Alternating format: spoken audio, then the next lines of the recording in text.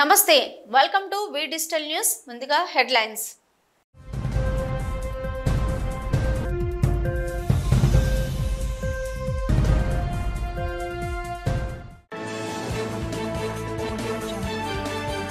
నేత్ర పర్వంగా సింహాచలం శ్రీ వరహ లక్ష్మీ నరసింహస్వామి వారి నిత్య కళ్యాణం హాజరైన భక్తజనం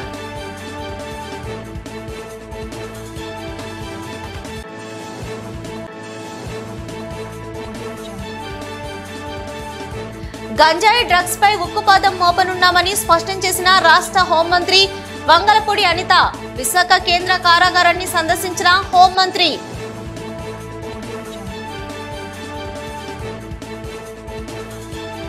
వైసీపీ ప్రభుత్వ హయాంలో విశాఖ శారదా పీఠానికి కేటాయించిన భూములను రద్దు చేయాలని డిమాండ్ చేసిన ఏపీ సాధు పరిషత్ అధ్యక్షుడు శ్రీనివాస్ ఆనంద సరస్వతి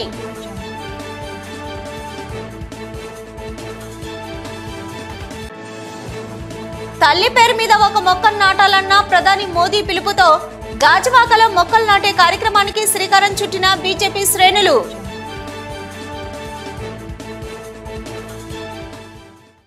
సింహాచలం శ్రీ వరహ లక్ష్మీ నృసింహస్వామి వారి దేవస్థానంలో శ్రీ శ్రీ శ్రీ వరహ లక్ష్మీ నృసింహస్వామి వారి నిత్య కళ్యాణం నేత్రపర్వంగా సాగింది. ఆర్జిత సేవల్లో భాగంగా ఉత్సవమూర్తి గోవిందరాజస్వామిని ఉభయ దేవర్లతో మండపంలో అధిష్ఠింపజేశారు. పాల్గొన్న భక్తుల గోత్రనామాలతో సంకల్పం చెప్పి పాంచారాత్ర ఆగమ శాస్త్రం విధానంలో విశ్వక్సేన ఆరాధన పుణ్యాహవచనాలతో కార్యక్రమానికి శ్రీకారం చుట్టారు. కంకణ ధారణ, నూతన యజ్ఞోపవీత సమర్పణ, జీలకర్ర బెల్లం, మాంగళ్య ధారణ, తలంబ్రాల ప్రక్రియలను కమనీయంగా జరిపించారు. మంత్ర పుష్పం, మంగళ శాసనాల తర్వాత భక్తులకు వేద ఆశీర్వచనాలు, శేష వస్త్రాలు, స్వామివారి ప్రసాదాలను అందజేశారు.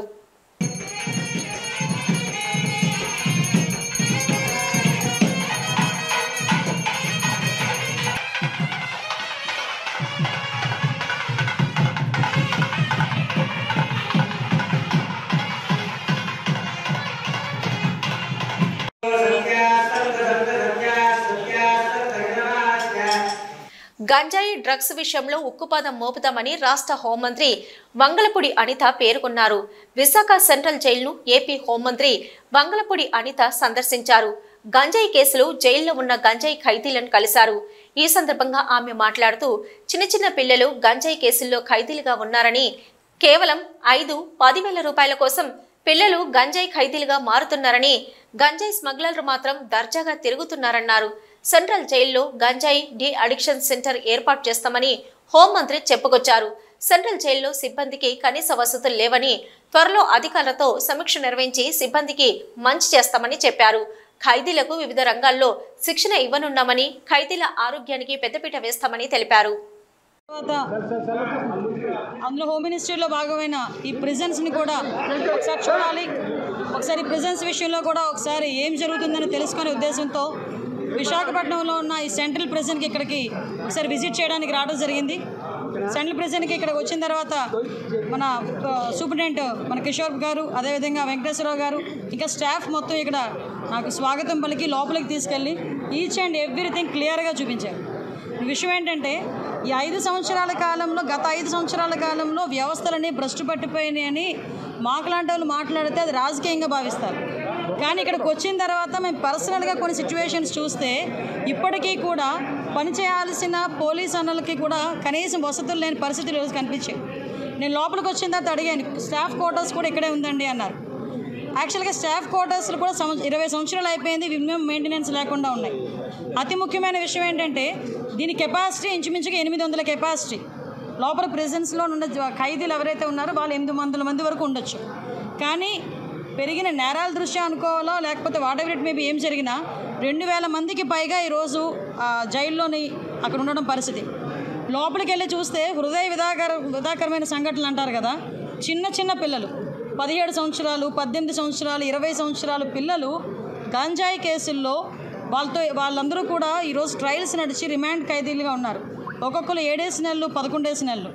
వాళ్ళతో నేను మాట్లాడితే ఏం చేసావయ్యా, ఎందుకు తీసుకొచ్చారని అడిగితే 10,000 రూపాయలకి నాకు ఇస్తానన్నారమ్మా, నాకు ఈ ప్యాకెట్ తీసుకెళ్ళి ఇమ్మన్నారు, సో నేను ఇచ్చాను, నేను అరెస్ట్ అయ్యాను. అంటే విషయం ఏంటంటే చాలామంది గిరిజనులు ఈరోజు ఇబ్బందులు పడే పరిస్థితి కనిపిస్తూ ఉంది. మేము గాంజా మీద దృష్టి పెట్టిన తర్వాత ఎస్పెషల్ అసలు ఏం జరుగుతుంది లోపల తెలుసుకుందాం అనే ఉద్దేశంతోనే నేను వెళ్ళడం జరిగింది. అక్కడికి వెళ్ళిన తర్వాత చాలా ఆశ్చర్యకరమైన సంఘటనలు ఏంటంటే ఈ 5,000 రూపాయలకి 10,000 రూపాయలకి వాళ్ళకి భూములు అంటే వాళ్ళకి గడవక చేసే పనులకి అది నేను కరెక్ట్ అని చెప్పట్లేదు, అది కూడా తప్పే. కానీ ఎవరైతే మెయిన్ వెండర్స్ ఉన్నారో వాళ్ళేమో బయట దర్జాగా తిరుగుతున్నారు. ఇలా పూట గడవక చేసిన వాళ్ళందరూ కూడా జైల్లో మగ్గిపోతున్నారు. సో ఇటువంటి సిచ్యువేషన్స్ ఒకటి మనం చూసాం. At the same time department వాళ్ళ దగ్గర నుంచి కూడా ఇక్కడ చాలామందికి అక్కడ మంచి హాస్పిటల్కి సంబంధించి ఒక మంచి ఫెసిలిటేట్గా ఒక టెస్టింగ్ టూల్ కూడా ఒకటి వీళ్ళు CSR ఫండింగ్లో తీసుకొని ఖైదీలందరికీ కూడా ల్యాబ్ టెస్ట్లు ఏదైతే ఉన్నాయో అవన్నీ కొంచెం దగ్గర 76 టెస్టులు చేయడానికి వాళ్ళందరికీ కూడా అది కూడా ఈరోజు నా చేతుల మీదుగా కూడా ఓపెన్ చేయించారు. It's very good sign. చిట్టీల పేరుతో ఓ మహిళ ఘరానా మోసానికి పాల్పడింది. స్థానికులను నమ్మబలికి కోట్ల రూపాయలకు టోకరా వేసింది. దీంతో బాధితులు లబోదిబ్బమంటూ చిట్టీల వ్యాపారి కుటుంబ సభ్యులతో బాధితులపై విరుచుకుపడుతున్న ఘటన విశాఖలో చోటు చేసుకుంది. జీవీఎంసీ 89 వార్డు గోపాలపట్నం దరి ఎల్లప్పువానిపాలెంలో పిల్ల కనక మహాలక్ష్మి కొన్నేళ్లుగా చిట్టీల పేరిట డబ్బులు వసూలు చేస్తూ లావాదేవీలు నడుపుతుంది. మధ్యతరగతి కుటుంబాలకు చెందిన వారితో పాటు ప్రభుత్వ ఉద్యోగులు, చిరు వ్యాపారులు, రిటైర్డ్ ఉద్యోగులకు అధిక లాభాల ఆశ చూపి వారిని నమ్మబలికి సుమారు 2 కోట్ల వరకు సేకరించింది. వీటితో పాటు ఖాతాదారులకు చెల్లించవలసిన డబ్బులు ఎంతకీ చెల్లించకపోవడం, ఫోన్ చేసినా అందుబాటులో లేకపోవడంతో బాధితులంతా ఆందోళన చెందారు. తాము మోసపోయామని గ్రహించిన సుమారు 30 మంది బాధితులు ఆమె ఇంటి వద్దకు వచ్చి చిట్టీల డబ్బుల కోసం డిమాండ్ చేస్తే వారిని తెలుగు వ్యాపారి కుటుంబ సభ్యులు బాధితులపై దాడికి తెగబడ్డారు. దీంతో ఏం చేయాలో తెలియని బాధితులు లబోదిబ్బమంటూ కూటమి ప్రభుత్వం తక్షణమే ఇటువంటి వారిపై చర్యలు చేపట్టాలని కోరుతున్నారు. 2 కోట్ల రూపాయల మేర మోసం చేసిన పిల్ల కనక మహాలక్ష్మి కుటుంబ సభ్యులు 89 వార్డు యాలపువానిపాలెంలో బాధితులు ఇంటి వద్దకు వెళ్లగానే చిట్టి నిర్వాహకులు కుటుంబ సభ్యుల బాధితులపై దాడి చేశారు. చంద్రబాబు, పవన్ కళ్యాణ్ న్యాయం చేయాలంటూ చీటీ నిర్వాహకుల ఇంటి ముందు బాధితులు ఆందోళనకు దిగారు. ముందంతా బాగానే ఇచ్చేది, తర్వాత 40 సంవత్సరాల నుంచి బాగా నడుపుతుంది కదా అని దీన్ని బట్టి మేము వేసాం. తర్వాత వేసి లాస్ట్కి ఫోన్ పైలే చేసాం. బుక్ కూడా రాసి ఇచ్చింది, మాకు బుక్ల మీద రాసి పెట్టింది. సరేలేని లాస్ట్కి మేము పాడుకుంటూ అలాగే వదిలేస్తే లాస్ట్కి మేము ఇలా ఇల్లు కట్టాలనుకుంటున్నాము, మరి ఏంటి మేము ఫాలో అయిపోతున్నాం, మరి ఏంటంటే సరే అయితే నువ్వు లాస్ట్ కట్టుకోమ్మా తర్వాత ఇస్తానని అన్నారు. వేసిన తర్వాత నువ్వు ఇల్లు అయితే మొదలుపెట్టు ఇస్తానులే అన్నారు. అలాగనే 6 నెలలు వాయిదా, 3 నెలలు వాయిదా, 4 నెలలు వాయిదా అంటే సరే ఇస్తుందని ఆశ మీద మేము వెళ్ళాం. లాస్ట్కి నువ్వైతే కట్టుకో అమ్మ అన్నది. అప్పు తెచ్చాను, నేను 10 లక్షలు అప్పు తీసుకొచ్చాను. సరే అప్పు తెచ్చాను కదా, ఎంతో కొంత ఇస్తాను అంటుంది కదా, దాని మీద అలాగా వేసాను. అప్పు కట్టాను. లాస్ట్కి ఇలా ఐపీలు పెట్టిస్తుంది. ఐపీ పెట్టారా పెడుతున్నది అని అన్నారు. అలా పెడుతున్నాను, వాళ్ళిద్దరు ముగ్గురు మీద పెడుతున్నాను అని అన్నది. ఆ భయానికి మరి ఏంటంటావు, నా డబ్బులు ఇస్తావా ఇవ్వన్నది. లాస్ట్ నా దగ్గర లేవు, ఏం చేసుకుంటావు చేసుకో అని అడిగింది. ఇంకా దానికి నేను ఏ సమాధానం చెప్పాలో, అవతల అప్పులు అయిపోయాము, మేము ఎన్ని వడ్డీలు కట్టలేకపోతాం, ఏం చేయాలి ఏంటనంటే పోలీసు కూడా వాళ్ళకే మద్దతు ఇస్తున్నారు. మా వైపున ఎవరు రావట్లేదు, మాకు న్యాయం జరగట్లేదు. ఇలాంటి బోళ్ళంత మంది అవుతున్నాయి ఇలాంటివి జరుగుతుంది. ఏమి న్యాయం, ఇలాంటి ఏమి ఇంకా న్యాయం జరగదా? ఇంకా అంత క్లోజ్ చేసాడు అని ఇంకా ఇలా బతికించిపోతున్నారు. ఊరు మన ప్రజల మీద పడి ఇలాంటి బ్యాన్స్ లంచులు బతికించేస్తున్నారు. ఇలాంటి లంచులు ఇలాంటి వాళ్ళకి న్యాయం జరగదా? బాబు చంద్రబాబు నాయుడు తన చేత కోటి నాయన ఇలాంటి ఎదవలు ఏరు పారేయండి మీరు. విశాఖ శ్రీ శారదా పీఠానికి వైసీపీ ప్రభుత్వం భీమిలి మండలం కొత్త వలసలో కేటాయించిన 15 ఎకరాలకు పైగా భూ కేటాయింపులను రద్దు చేయాలని ఏపీ సాధు పరిషత్ అధ్యక్షుడు శ్రీనివాసానంద సరస్వతి కోరారు. ఆయన నేతృత్వంలోని బృందం భూమి కేటాయించిన కొండ ప్రాంతాన్ని పరిశీలించింది. జనసేన కార్పొరేటర్ పీతల మూర్తి యాదవ్, హిందూ సంస్థల ప్రతినిధులు ఈ పరిశీలనలో పాల్గొన్నారు. ఈ సందర్భంగా శ్రీనివాసానంద సరస్వతి మాట్లాడుతూ వైసీపీ ప్రభుత్వం కొండను చౌకగా శారదా పీఠానికి కట్టబెట్టిందని ఆరోపించారు. వాణిజ్య కార్యకలాపాల కోసం కోరిన అనుమతి ఇచ్చారని, ఇది పూర్తిగా వ్యాపార ధోరణితో జరగడం, కొండ వినియోగానికి అనుమతించడం దారుణమన్నారు. కూటమి ప్రభుత్వం ఆ అనుమతులు రద్దు చేయాలని, చారిత్రక ఆనవాలుగా ఉండే కొండను పరిరక్షించాలని డిమాండ్ చేశారు. ఆశ్రమాల పేరు మీదగా, మఠాల పేరు మీదగా అనేక మాయలు చేసి కేవలంగా ధనార్జనే వారి ధ్యేయముగా ఉండేటటువంటి వ్యక్తులకి మీరు ఎలా కట్టబెడుతున్నారు? కాబట్టి ఇది చాలా అన్యాయం అండి. ఇది తక్షణమే చంద్రబాబు నాయుడు గారు ఏదైతే ప్రక్షాళన అన్నారో మీ ప్రక్షాళనలో భీమునిలో ఉండేటటువంటి ఈ పరమ పవిత్రుని భీముడి పేరు మీదుగా ఉండేటటువంటి ఈ భీముని కొండ కూడా మీ ప్రక్షాళనలో ఒక భాగము, ఒక పేజు. కాబట్టి ఇది కూడా ప్రక్షాళన చేయాలి. వెంటనే ఈ స్థలాన్ని మీరు ప్రభుత్వం హ్యాండ్ ఓవర్ చేసుకోవాలి. ఇక్కడ ఉండేటువంటి ఏదైతే పెర్మిషన్లు ఇచ్చారో అడ్డుగోలుగా అవన్నీ కూడా తక్షణమే రద్దు చేయాలి.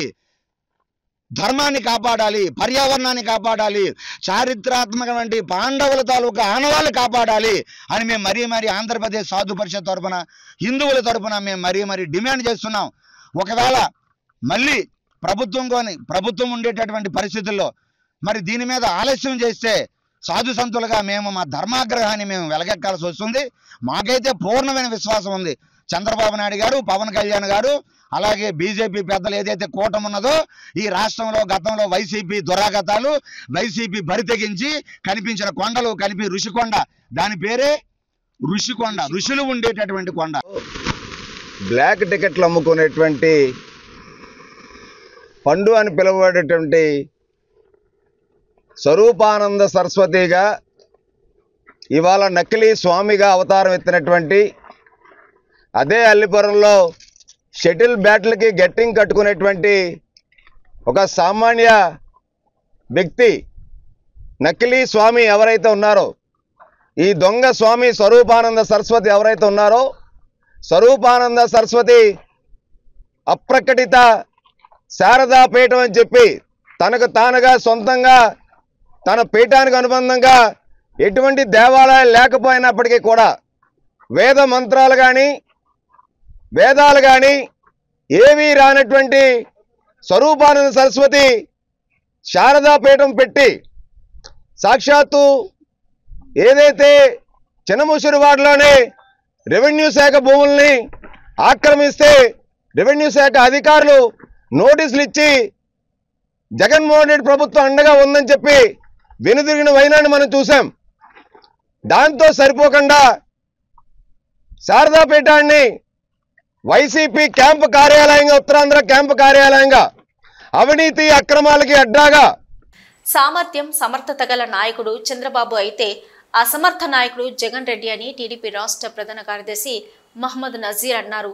విశాఖ టీడీపీ జిల్లా పార్టీ కార్యాలయంలో ఏర్పాటు చేసిన మీడియా సమావేశంలో మాట్లాడుతూ తెలుగు ప్రజలకు రాష్ట్ర వ్యాప్తంగా ఒక్క రోజులో 64 లక్షలకు పైగా పండగ వాతావరణంలో పెన్షన్లు పంపిణీ జరిగిందని, దేశం మొత్తం ఈ సంబరాన్ని చూసిందని అన్నారు. గత ముఖ్యమంత్రి జగన్ రెడ్డి వాలంటీర్ల పేరుతో 3 నెలలు ఇబ్బంది పెట్టారని, బ్యాంకులో డబ్బు జమ చేసి పెన్షన్దారులను ఇబ్బందులకు గురి చేశారని ఆవేదన వ్యక్తం చేశారు. సచివాలయం సిబ్బందితో పంపిణీ చేసి వాలంటరీ అవసరం లేదని చంద్రబాబు చూపించారని అన్నారు. కూటమి నాయకులు సచివాలయం సిబ్బందితో కలిసి అధినేత నుంచి పార్టీ కార్యకర్త వరకు ప్రతి ఒక్కరూ పెన్షన్ పంపిణీ చేశారని తెలిపారు. ప్రభుత్వ ఉద్యోగులు ప్రభుత్వ పెన్షన్ వారికి 1వ తేదీ నాడే జీతం జమ కావడంతో ఉద్యోగులు సంబరపడ్డారని, పెన్షన్ సామాజిక పెన్షన్ పంపిణీ చేసి చంద్రబాబు సత్తా ఉన్న నాయకుడిగా నిరూపించుకున్నారని అన్నారు. దేశంలో ప్రపంచంలో ఉన్న తెలుగోళ్ళు ప్రజలు అలాగే అందరూ చూశారు. దీన్నే అంటాం ఒక సమర్థమైన నాయకత్వం అంటే ఏంటి. గతంలో ఉన్న అసమర్థ ప్రభుత్వం, వైసీపీ ప్రభుత్వం, మాజీ ముఖ్యమంత్రి జగన్మోహన్ రెడ్డి ఏ విధంగా తన రాజకీయ అవసరాల కోసం సాక్షాత్తు అవ్వాతాతలు, ఒంటరి మహిళలు, వితంతులు, వికలాంగులు వాళ్ళని కూడా రాజకీయంగా వాడుకున్నాడు జగన్మోహన్ రెడ్డి. ఏ విధంగా మీ అందరికి బాగా తెలుసు. ఎలక్షన్ నోటిఫికేషన్ వచ్చిన తర్వాత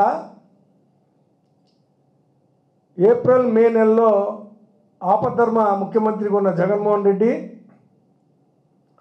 ఎలక్షన్ జరుగుతున్న తరుణంలో కూడా నారా చంద్రబాబు నాయుడు గారు పదే చెప్తున్నారు. ఏమని? చాలా చక్కగా వాలంటీర్స్ని పెట్టి ఇళ్ళకాడ 1వ తారీఖునే పెన్షన్లు ఇవ్వచ్చు, ఎవరిని ఇబ్బంది పెట్టొద్దు, అవసరమైతే సచివాలయ సిబ్బంది కూడా వాడుకోండి అని అప్పటి ఆపద్ధర్మ ముఖ్యమంత్రికి తెలియపరచడం జరిగింది. చీఫ్ సెక్రటరీకి కూడా తెలియపరచడం జరిగింది, అప్పటి చీఫ్ సెక్రటరీ జవహర్ రెడ్డి గారు. కానీ వాళ్ళని కూడా తన రాజకీయ లబ్ధిని వాడుకోవడం కోసం ఏప్రిల్ మే నెలలో వాళ్ళని బ్యాంకుల ద్వారా రప్పించి ఎండల్లో తిప్పించి ఇబ్బంది పెట్టి సాక్షాత్తు 33 మందిని పొట్టన పెట్టుకున్నాడు జగన్మోహన్ రెడ్డి, మాజీ ముఖ్యమంత్రి, అప్పటి వైసీపీ ప్రభుత్వం. నిన్న మనందరం చూసాం. ఇది దూరదృష్టి ఉన్న నాయకుడు, సమర్థతతో ఉన్న నాయకుడు. ప్రభుత్వం వచ్చి 19 రోజులు అయినప్పటికీ ఏ విధంగా పెన్షన్దారులకు పెన్షన్లు పంచాలి, వాళ్ళకి ఇబ్బంది లేకుండా చేయాలని తెలియజేస్తూ, రివ్యూలు చేస్తూ, చీఫ్ సెక్రటరీ గారికి ఆదేశాలు ఇస్తూ, ఒక్క వాలంటీర్ని ముట్టుకోకుండా, ఒక్క వాలంటీర్ని ఉపయోగించుకోకుండా 2,60,000 మంది వాలంటీర్లు ఉన్నప్పటికీ వాళ్ళని వాడుకోకుండా ఏ విధంగా జగన్మోహన్ రెడ్డి తన రాజకీయాన్ని కోసం వాళ్ళని వాడుకున్నాడో, వాళ్ళ అవసరం కూడా లేకుండా ఈ రాష్ట్రంలో 175 నియోజకవర్గాల్లో 15,004 సచివాలయాలు ఉన్నాయండి. 15,004 సచివాలయాలు. ఆ సచివాలయాల్లో 1,26,460 మంది సచివాలయ సిబ్బంది పనిచేస్తున్నారండి. 1,26,460 మంది గవర్నమెంట్ ఉద్యోగస్తులు. యలమంచిలి పట్టణంలో తులసీనగర్లో నూతన భవనంలోకి మార్చిన ప్రభుత్వ ఆసుపత్రిని యలమంచిలి ఎమ్మెల్యే సుందరపు విజయ్ కుమార్ సందర్శించారు. ఈ సందర్భంగా మాట్లాడుతూ ప్రభుత్వ ఆసుపత్రిని ప్రజలకు అందుబాటులో లేని విధంగా సరైన రోడ్డు లేని చోట గత ప్రభుత్వం కట్టి చేతులు దులుపుకుందని ఆరోపించారు.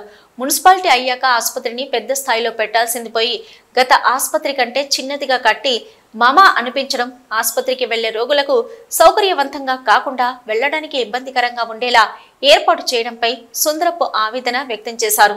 ఆసుపత్రిలోని సౌకర్యాలను పరిశీలించి రోగులకు అందుతున్న వైద్య సేవలు, సిబ్బంది వివరాలు వైద్యాధికారి నిహారికను అడిగి తెలుసుకున్నారు. ఎక్స్రే ప్లాంటు, స్కానింగ్ తదితర సౌకర్యాలు కల్పించేందుకు చర్యలు చేపట్టేందుకు అవసరమైన నిధులు సమకూర్చేందుకు సహకరిస్తారని భరోసానిచ్చారు. రోగులకు మెరుగైన సేవలు అందించాలని వైద్యులు సిబ్బందికి సూచించారు. కార్యక్రమంలో డాక్టర్ సుభాష్, టీడీపీ పట్టణ అధ్యక్షులు గొల్ర నానాజీ, కార్యదర్శి ఆడారి రమణబాబు, పట్టణ జనసేన అధ్యక్షులు బొద్దప్పు శ్రీను, కొట్టారు నరేష్, చిట్టిబాబు తదితరులు పాల్గొన్నారు.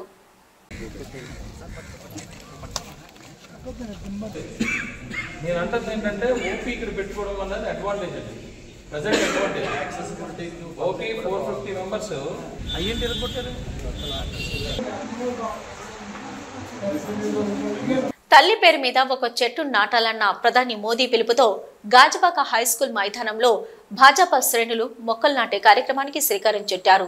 నియోజకవర్గ కన్వీనర్ కరణంరెడ్డి నరసింగరావు ఆధ్వర్యంలో నేతలు తమ తమ తల్లుల పేరు మీద మొక్కలు నాటారు. ఈ సందర్భంగా మాట్లాడుతూ పర్యావరణ పరిరక్షణ కోసం ఆరోగ్య సామాజిక స్థాపనే లక్ష్యంగా ప్రధాని మోదీ ఈ బృహత్తర కార్యక్రమాన్ని చేపట్టారని తెలిపారు. మొక్కలు నాటడం సామాజిక బాధ్యతగా గుర్తించి ప్రతి ఇంటి ముందర మొక్కలు నాటి పచ్చదనాన్ని పెంపొందించాలని కోరారు. జామ, ఉసిరి, కొబ్బరి, బాదాము, వేప మొక్కలను నాటారు. కార్యక్రమంలో మండల అధ్యక్షుడు గూటూరు శంకర్రావు, హైస్కూల్ హెచ్ఎం విజయ్ ప్రశాంతి తదితరులు పాల్గొన్నారు. మన దేశ ప్రధాని శ్రీ నరేంద్ర మోదీ గారి పిలుపు మేరకు అమ్మ పేరు మీద ఒక చెట్టు నాటాలనే కార్యక్రమంలో భాగంగా ఈరోజు గాజువాక హై స్కూల్లో మొక్కలు నాటే కార్యక్రమాన్ని ప్రారంభించడం జరిగింది. ఈ రోజు నుంచి 6వ తేదీ వరకు గాజువాకలో ఉన్నటువంటి 20 వార్డుల్లోనూ కూడా 302 పోలింగ్ బూతులు ఉన్నాయి. ప్రతి పోలింగ్ బూత్ ఏరియాలోనూ గవర్నమెంట్ స్కూల్స్లోను, హాస్పిటల్స్లోను, కళ్యాణ మండపాల వద్ద, అదేవిధంగా ఎందుకంటే ఆవులు, గేదెలు ఇవన్నీ తినేయకుండా వాటికి సంరక్షించే విధంగా రోజు సురక్షిత ప్రాంతాల్లో మొక్కలు నాటుతున్నాం. అదేవిధంగా రోడ్లకు ఉన్నటువంటి డివైడర్లో కొన్ని చోట్ల మొక్కలు లేవు, డిపార్ట్మెంట్ వారు వెళ్ళేది కాబట్టి అక్కడ కూడా మొక్కలు నాటే కార్యక్రమాన్ని ప్రారంభించాము. మా గాజువాకలో 302 పోలింగ్ బూతుల్లో 3,200 మొక్కలు వేయాలని సంకల్పించాం. మరి అందులో భాగంగా ఈరోజు గాజువాక హై స్కూల్లో 67వ వార్డు అధ్యక్షులు శ్రీ గూటూరు శంకరరావు గారి ఆధ్వర్యంలో మొక్కలు 200 మొక్కలు నాటుతున్నాం. 200 బూత్లో ఇప్పుడు 2 మొక్కలు నాటుతున్నాం హై స్కూల్లో. మేడం గారు, అదేవిధంగా బీజేపీ నాయకులు, కార్యకర్తలు, ఇది పార్టీలకు అతీతంగా, ఎందుకంటే ప్రతి ఒక్క భారతీయుడి యొక్క ఈ కార్యక్రమంలో పాల్గొనాలి. ఎందుకంటే మొన్న ఎండాకాలంలో చూసాము, సమ్మర్లో 56 డిగ్రీలకు పైగా రావడంతో అక్కడ ఢిల్లీలో కానివ్వండి, రాజస్థాన్లో కానివ్వండి, అటువంటి ప్రాంతాల్లో కొన్ని వందలాది మంది చనిపోయారు. ఎప్పుడు లేని విధంగా ఈ సంవత్సరం ఎండాకాలంలో, వేసవికాలంలో చాలామంది ప్రాణాలు కోల్పోయారు. మరి వాతావరణ సమతుల్యాన్ని కాపాడాలంటే రాబోయే రోజుల్లో వచ్చే సంవత్సరానికి ఎండలో తీవ్రత తగ్గాలంటే ఖచ్చితంగా మనం మొక్కలు నాటాలి. మొక్కల ద్వారా మనిషికి కావాల్సినటువంటి ఆక్సిజన్ లభిస్తుంది, ప్రాణవాయువు, దాంతోపాటు చల్లదనం కూడా ఉంటుంది. కాబట్టి మొక్కలు నాటడం అంటే ప్రతి ఒక్కరి బాధ్యతగా స్వీకరించాలని సందర్భంగా కోరుకుంటూ అది కార్యక్రమం దేశవ్యాప్తంగా మోడీ గారు అమ్మకి వందనం పేరుతో ప్రతి ఒక్కరు కూడా ఒక మొక్క నాటాలని, అమ్మ పేరు మీద ఒక మొక్క నాటాలని, దేశవ్యాప్తంగా ప్రతి ఒక్కరు కూడా నాటాలని ఒక కార్యక్రమం ప్రవేశపెట్టడం జరిగింది. దానిలో భాగంగా ఈరోజు 67వ వార్డు జిల్లా పరిషత్ హై స్కూల్లో మా గాజువాక కన్వీనర్, బీజేపీ కన్వీనర్ అయినటువంటి శ్రీ కన్నోనటి నరసింహరావు గారు ఆధ్వర్యంలో ఇక్కడ మొక్కలు నాటే కార్యక్రమం మేము చేపట్టాము. మరి ఈ కార్యక్రమంలో 67వ వార్డు బీజేపీ నాయకులు, అలాగే హై స్కూల్ హెచ్ఎం అయినటువంటి మేడం గారు కూడా పాల్గొని ఈ కార్యక్రమంలో పాల్గొనడం జరిగింది. మరి దేశంలో అందరూ కూడా ఈ కార్యక్రమం చేపట్టారు కాబట్టి పర్యావరణాన్ని కాపాడడానికి, మరి ఇటీవల వాతావరణంలో ఎండలు ఎక్కువైపోయి చాలామంది ఇబ్బంది పడి రానున్న రోజుల్లో గ్లోబల్ వార్మింగ్ కూడా ఉండడం కారణంతో మోడీ గారు పిలుపు మేరకు దేశవ్యాప్తంగా ఈరోజు ఈ కార్యక్రమం చేపట్టడం జరిగింది. మరి అందరికీ కూడా ఈ పాల్గొన్న వాళ్ళందరికీ కూడా పేరు పేరున ధన్యవాదాలు తెలియజేస్తూ నమస్కారం.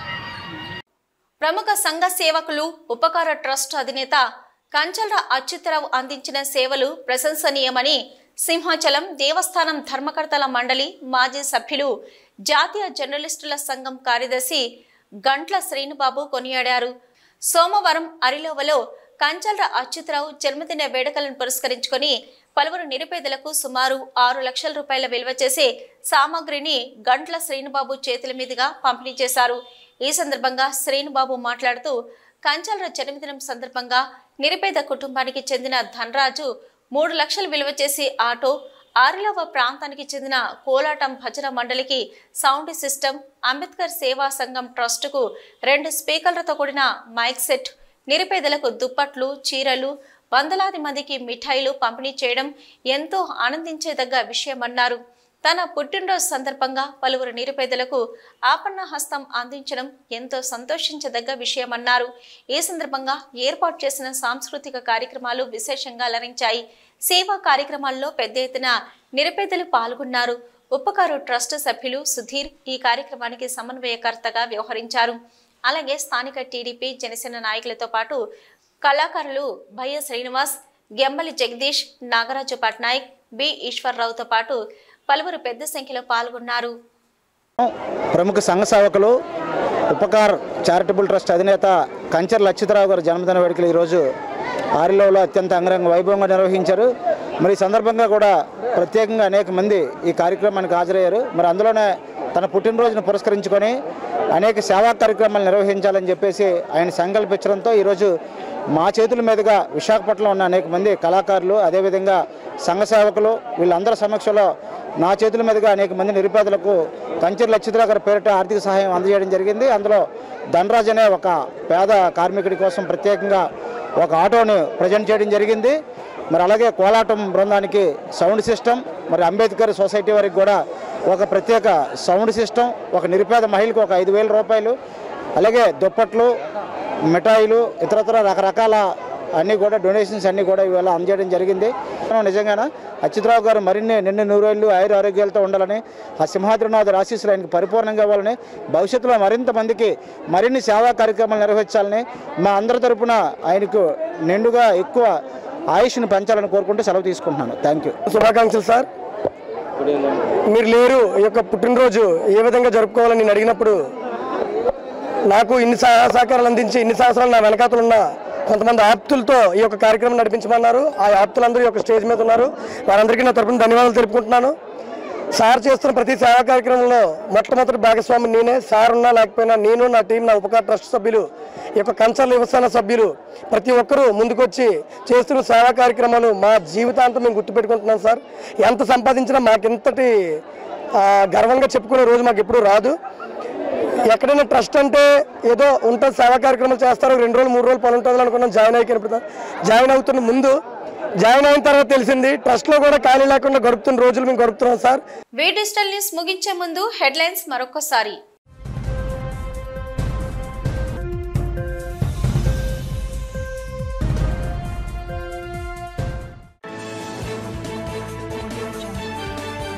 నేత్రపర్వంగా సింహాచలం శ్రీ వరహ లక్ష్మీ నరసింహస్వామి వారి నిత్య కళ్యాణం, హాజరైన భక్తజనం.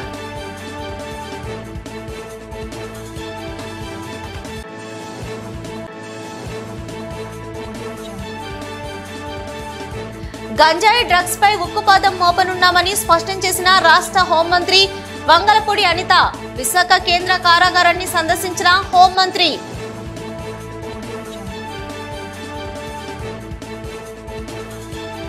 వైసీపీ ప్రభుత్వ హయాంలో విశాఖ శారదా పీఠానికి కేటాయించిన భూములను రద్దు చేయాలని డిమాండ్ చేసిన ఏపీ సాధు పరిషత్ అధ్యక్షుడు శ్రీనివాస ఆనంద సరస్వతి.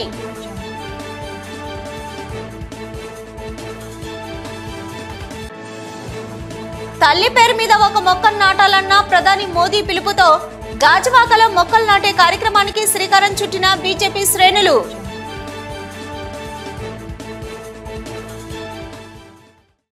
ఇవి ఇప్పటివరకున్న వి డిజిటల్ న్యూస్. నమస్తే.